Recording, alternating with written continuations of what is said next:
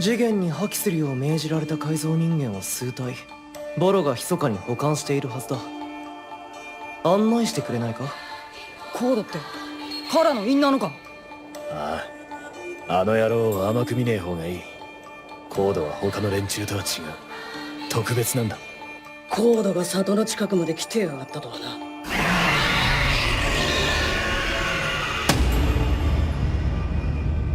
Hey, donc salut à toutes et à tous les amis, c'est Darkhoz pour une nouvelle vidéo sur l'anime Boruto. Et ça c'est très spécial parce qu'habituellement l'anime, je m'en fous littéralement. Et là pour une fois je vais en parler. Alors, attention. Aujourd'hui on va donc parler de l'épisode numéro 287 de l'anime qui s'appelle Les Marques de Griffes et qui est également le premier épisode de l'arc Code. Putain, depuis le temps qu'on l'attendait, let's go! Mais avant de commencer, on va aussi un peu parler de l'actualité Boruto, de l'anime Boruto, puisque j'en ai pas parlé depuis très longtemps. Donc, il s'est passé quoi dans l'anime Boruto? Rien de fou, déjà pour commencer. Mais plus sérieusement, l'épisode 274 et 275 parlaient du Faucon de Sasuke, un arc très osef qui demandait pas spécialement 40 minutes d'histoire. Mais bon, en tout cas, j'en avais fait une review sur la chaîne YouTube. Par la suite, nous avons eu 6 épisodes basés sur Kara et leur expérience externe à l'organisation. On découvrait donc Kizaru Gankubi, qui était membre de l'Ambu, infiltré au sein de Kara, et était donc vu à une époque comme un membre externe au même niveau que Garo et de Ao. Mais ce n'est pas tout, l'anime répondait également à ma question posée en 2019, qui est le 8e membre de l'organisation Kara. On avait tous les numéros de 1 à 7, puis le numéro 9 Kawaki, mais on ne savait pas qui était le 8. Et bien, après 3 ans à 4 ans d'attente, nous avons enfin la réponse. Et vraiment, je suis trop content, let's go! De cette manière, les studios Pierrot nous donnent la réponse en nous dévoilant Oga, une jeune Kunoichi qui finira par devenir une amie de Boruto Uzumaki et se ranger du côté des protagonistes. Une amitié qui n'est pas sans rappeler celle de Conan qui avait quitté Akatsuki pour se ranger aux côtés de Naruto Uzumaki cette fois. Par la suite, les épisodes 282 à 286 nous dévoilaient, à mon plus grand désarroi, l'anime Sasuke Retsuden. Parce que oui, j'en ai parlé sur Twitter, pour moi c'est une bêtise de ne pas laisser le manga continuer son cours tranquillement. Alors je vais expliquer un peu ce qui s'est passé, comment ça se passait, et d'ailleurs comment ça se passe encore aujourd'hui. Il y a maintenant quelques mois en arrière, on apprenait qu'il y avait le manga Boruto, mais également un nouveau manga sur Mirai Sarutobi et le manga Sasuke Retsuden. Donc, en gros, l'anime Boruto, l'œuvre Naruto, allait faire un carton énorme puisque on allait avoir 3 mangas basés sur l'œuvre de Kishimoto, ce qui était énorme. Donc il y avait plein de gens trop contents de voir une telle hype autour de ce manga-là, de cet univers-là. Enfin, c'est quand même très rare d'avoir le même mois, la même semaine, parfois 3 chapitres d'un même univers. C'est incroyable. Le manga qui concerne Mirai Sarutobi marche un peu moins que l'œuvre Sasuke Retsuden, mais justement, on découvrait un nouveau mangaka, un nouveau dessinateur très prometteur, et c'est ce que j'ai kiffé avec la direction de Masashi Kishimoto. Parce qu'au final, ce n'est pas Ikemoto et Kishimoto qui ont dessiné et scénarisé à 100% la chose. Kishimoto a fait appel à des anciens assistants pour les mettre un peu en lumière et leur offrir pourquoi pas une carrière de mangaka au Japon. C'est vraiment la mentalité que moi je kiffe avec Masashi Kishimoto. Par exemple, l'œuvre Samurai 8 Hachimaru-den qui a été un flop pour Kishimoto mettait également en avant Akira Okubo qui était pour moi un dessinateur plus que prometteur. Et c'est ça que je kiffe avec lui en tout cas, je me répète, mais il ne dessine pas, il s'accapare pas la lumière, il met en avant des assistants et la nouvelle génération de mangaka. Donc oui, pour moi c'est une bêtise de pas laisser le manga se terminer tout seul et de faire un animé à côté et en même temps, puisque les gens vont en fait regarder l'animé et le prendre en première source, on va dire. Finalité, eh bien les gens ont regardé l'animé Boruto et ils ont découvert Sasuke Retsuden en animé et non pas en manga. Ils ont complètement laissé le format papier de côté et Shingo Kimura, le dessinateur, a fini avec des statistiques qui ont énormément diminué et ouais, je trouve ça extrêmement dommage. Les premiers chapitres de Sasuke Retsuden faisaient à leur commencement plus d'1 million de lectures. Aujourd'hui, ils en font à peine 300 000. Et c'est pour moi à cause de l'animé qui c'est tout accaparé, et vraiment c'est décevant. Alors oui, il y a de très belles scènes dans l'animé, parfois une animation pas folle, mais on pense toutes et tous à la demande en mariage, en tout cas le passage de la bague à Sakura des mains de Sasuke. C'est une scène sublime, très poétique, très belle, c'était ultra beau. J'ai tout regardé, mais voilà, j'ai ce goût amer qui reste en bouche, quoi, ce truc de mettre en avant des mangaka, mais au final, niquer leur mise en avant avec l'animé, c'est dommage, vraiment dommage. Et nous y sommes enfin, épisode 287, le début de l'arc Code et le retour de la trame officielle. Et voilà donc l'histoire de l'épisode, et après, un peu de critique, un peu d'analyse et de review, parce qu'on est là pour ça. Pour commencer, nous devons retourner à l'épisode 219 de Boruto, car une scène était incomplète. Il s'agit en réalité de la scène entre Ishiki et Code. Cette fois-ci, tout est expliqué à 100%. Ishiki demande indirectement à Code de prendre la relève et de retrouver les personnes qui lui ont ôté la vie. Pour cela, le numéro 6 de Kara prendra pour cible Sasuke, Naruto, Kawaki et Boruto. Ishiki explique par ce même biais que le Kama blanc que Code possède est loin d'être un échec, qu'elle représente en réalité la volonté Otsutsuki ainsi que la force brute d'Ishiki.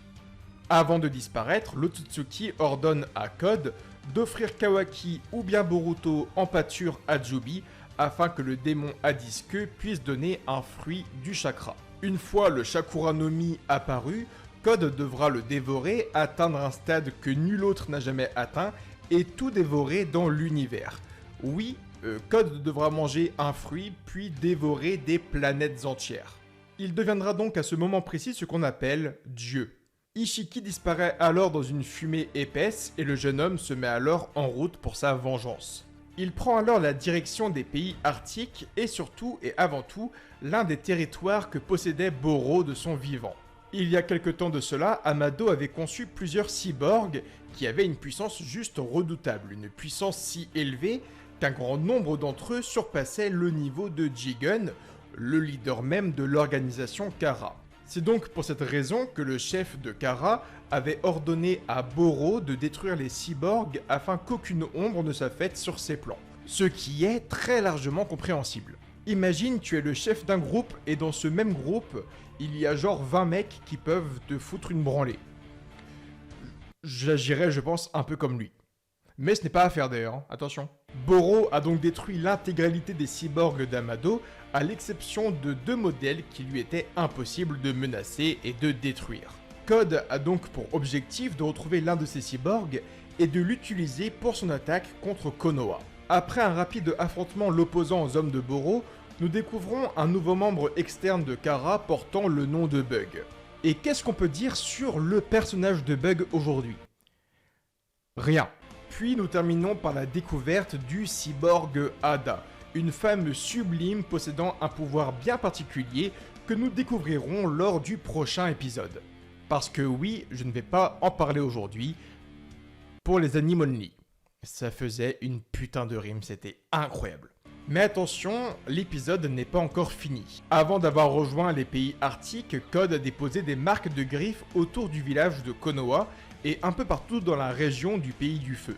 Et vous allez donc me demander, c'est quoi des marques de griffes? En réalité, elles fonctionnent comme la technique de déplacement instantané de Minato Namikaze. Code peut étendre et faire apparaître sur de la matière ces marques de griffes et y sortir à tout moment. Mais ce qui est réellement fort dans la technique de Code, c'est qu'il n'y a en fait aucun point faible dû à la distance. Si Code se trouve à 10 000 km de vous et que vous avez une marque de griffe à votre pied, eh bien il sera capable de faire en réalité 10 000 km en 1 seconde. Là où par exemple Minato Namikaze était dans la zone de la technique puisqu'il balançait un kunai à un endroit pour s'y téléporter, donc puisqu'il devait balancer un objet, il était forcément dans la zone de la technique. Pour faire simple, Code peut être partout et nulle part à la fois. Avec cette technique, il crée une paranoïa chez tous les shinobi de Konoha et toutes les entités, les êtres humains du pays du feu. Pour finir, Kawaki met en garde Boruto Uzumaki sur la puissance de Code et lui révèle ainsi son plan. Afin d'éviter la résurrection de Momoshiki et donc la disparition de Boruto, ce dernier devra graver un kama sur Code afin de lui piquer son corps et d'y prolonger son espérance de vie. Boruto, quant à lui, ne souhaite plus mettre en danger son père et compte prendre les devants face à la menace qu'est Kara et qu'est Code. Voilà, c'est un résumé extrêmement rapide, il y a quelques scènes que je n'ai pas parlé, des événements un peu importants, mais hormis ça, j'ai tout dit. Code est un survivant des poches, j'en parle pas spécialement, et Shikamaru et Sai mettent une grande protection autour de Sasuke et Naruto, qui sont les cibles maintenant de Kara, et eux, ils sont un peu nerfés depuis la disparition de Kurama et du Rinnegan. Maintenant, j'en ai pensé quoi de cet épisode ? En fait, l'animation est extrêmement cool par moment, et parfois elle est extrêmement laide. C'est un peu ce qu'offre Boruto très souvent. C'est une sorte de jouissance parce que c'est extrêmement cool. Et après, tu phases un peu, tu sais pas trop pourquoi ça devient moche d'un coup, mais c'est comme ça. Toute la phase de combat de Code, l'apparition de Hada, la discussion même de Kawaki et Boruto sur la falaise, c'est extrêmement beau, les dessins sont bien faits, le character design de Ikemoto est extrêmement bien respecté, et ça fait extrêmement plaisir. Mais par exemple, quand l'espèce de mec drogué, là, qui devient une espèce d'orc à la Seigneur des Anneaux, lorsqu'il tombe en arrière, j'ai reconnu l'animateur. J'ai reconnu qui a fait ça. C'est un criminel. Parce que le gars qui fait tomber l'espèce de orc chelou par terre comme un piquet sans mouvement et sans aucun dynamisme, c'est également le mec qui a fait tomber un chien. Vous vous rappelez le chien loup qui affrontait Boruto pendant l'arc du faucon? Le loup qui fait 2 mètres et quand Boruto le frappe il fait 10 cm et puis après il se rattrape sur ses pattes, on dirait un bâton. C'est le même gars? Pourquoi ce gars bosse chez les studios Pierrot? Écartez-le! Écartez-le. Ce n'est pas méchant, mais il faut être sévère. Là, vous allez dire, ouais, mais Dark Horse, tu vas un peu loin dans ta critique et tout. Non, ce gars est un animateur et... Waouh! Waouh! J'en ai vu des animés dans ma vie, mais je n'ai jamais vu un gars aussi mauvais. Il est pas bon. Alors oui, attention, je ne ferai pas mieux. Oui, je n'ai pas ses qualités, je n'ai pas son niveau en animation, je serais 0 à sa place. Ce que j'aime beaucoup, c'est que les designs du manga sont aussi respectés, donc je parle bel et bien des character design, dans le sens où Boruto a pris la tenue du coup du manga, une autre tenue qui change complètement, et vous avez maintenant à l'écran qui apparaît toutes les tenues qu'a porté Boruto dans l'animé, puisque oui, dans l'animé et le manga Boruto, il a déjà changé de tenue à plusieurs reprises. Il avait une veste très courte, un t-shirt très long, puis un t-shirt à la taille, le bandeau, sans bandeau, une nouvelle veste, une veste arrachée, enfin bref, il y a eu quand même plusieurs designs.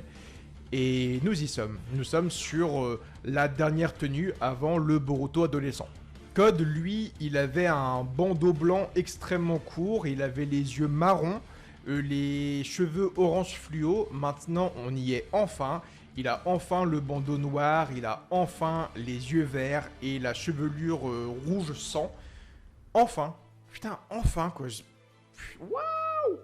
L'animé est également très respectueux des planches de Ikemoto et du travail fait sur le manga, puisque dans le manga, Ikemoto fait parfois des angles de vue très spéciales qu'on ne voit pas habituellement, avec une grande perspective, et l'animé a respecté ça. Donc ça offre des scènes un peu spéciales où on ne voit pas ça habituellement, mais c'est respectueux de ce que fait Ikemoto, et ça j'ai beaucoup aimé. Donc pareil, vous voyez à l'écran quelque chose qu'ils ont fait, quelques essais, quelques petites animations, quelques petits moments dans l'épisode qui étaient respectueux du taf de Ikemoto. Je l'ai vu, tu l'as vu, on a kiffé, et ça fait zizir. J'ai vraiment dit ça, putain merde. Et pour finir, il y a l'apparition de Hada qui est juste sublime, et on va en parler un peu plus dans la review d'aujourd'hui, avec une petite balise spoiler. Donc ceux qui n'ont pas vu le manga et qui peuvent pas attendre dimanche prochain, quittez la vidéo. Merci d'être passé, je vous kiffe. Et maintenant parlons un peu des capacités de Hada et de ses pouvoirs. Hada a donc le pouvoir de charmer toute personne qui la regarde dans les yeux, qui la voit pour la première fois. Et c'est en ça du coup que Hada est spéciale et à quel point elle est charmante dans le manga également. C'est que c'est dit dès le début. Dès que tu vois Hada pour la première fois, tu es charmé. et tu es sous le charme. Elle a la capacité de séduire la personne qui la regarde dans les yeux et personne n'y résiste hormis les Otsutsuki et les personnes de son sang. Ils ont mis une grosse animation, beaucoup d'effets sur la première apparition de Ada, puisque lorsque Code détruit la prison de Ada, lorsqu'on découvre son character design, lorsqu'on découvre son apparence, elle est belle, elle est séduisante, elle est sexy, elle est colorée, c'est un personnage qui tape vraiment à l'œil. Ils ont mis plein d'effets, les yeux sont sublimes, le fard à paupières il brille, on voit les lèvres pulpeuses, elle fait le petit chut, on voit le short court où elle remonte légèrement son short avant de le laisser tomber. Il y a tout qui est mis dans la scène pour qu'on reste un peu phasé dessus, qu'on se dise putain, c'est un beau personnage, c'est un personnage qui a un très beau character design. Ce personnage est réussi et c'est sûrement le plus beau personnage d'ailleurs de la licence Naruto aujourd'hui, on va pas se mentir. Et ils ont très bien géré la scène dans ce sens où c'était la première fois qu'on voyait ce personnage et ils ont voulu faire en sorte que même pour nous, quand on la voyait pour la première fois, on ait ce truc de phaser de se dire waouh, elle est belle. Puisque c'est son pouvoir dans Boruto, dans Naruto, de quand quelqu'un la voit pour la première fois, elle le charme. Et du coup, les studios Pierrot ont réussi à rendre une OST magnifique, une animation sublime, des effets incroyables, de la couleur magnifique. Et ce tout-là, cette animation qui a été rendue, est en fait le résumé complet du pouvoir de Ada. C'est en ça que la scène est réussie. La dernière animation de l'épisode de Code qui se retourne et qui avale sa salive en mode « Waouh, elle est belle, elle est incroyable !» Je pense que c'est la réaction que beaucoup de téléspectateurs ont eu en voyant l'épisode et qui ne connaissaient pas encore Ada. Bref, cette scène-là est une réussite, l'animation est une réussite. Ils ont géré pour le coup. Incroyable. Après, voilà, cet épisode de Boruto n'est pas un exploit d'animation comme le fait actuellement One Piece, qui chaque épisode font un travail monumental. Ce n'est pas à ce niveau-là, mais voilà, l'animation est un peu supérieure à ce que nous avons habituellement. On sait qu'il y a de grands animateurs qui seront prévus par la suite de l'arc, avec je pense le combat Kawaki contre Code contre Boruto. Voilà, on sait qu'il y aura des grands combats qui arriveront, il y aura des grands épisodes, mais ne faites pas les gens bêtes, ne faites pas les gens débiles en soi. N'allez pas faire les débats que tout le monde fait sur Twitter à comparer l'animation de tel ou tel manga. Voilà, Boruto a proposé un épisode sympa, une belle animation, de belles musiques, de belles tensions. On a aimé, on a kiffé, c'est tout. N'allons pas comparer du One Piece à du Boruto, à du DBS, à du Bleach. Ça ne sert à rien. Juste, kiffons ce que nous avons sous les yeux actuellement. Remercions les studios Pierrot. Si vous avez kiffé, montrez ça à vos proches, à vos amis, à votre famille en disant tiens, regarde ce qui s'est passé actuellement dans Boruto. Juste, kiffons les moments présents. Moi, je vous dis à très bientôt pour de nouvelles vidéos et... Datebasso.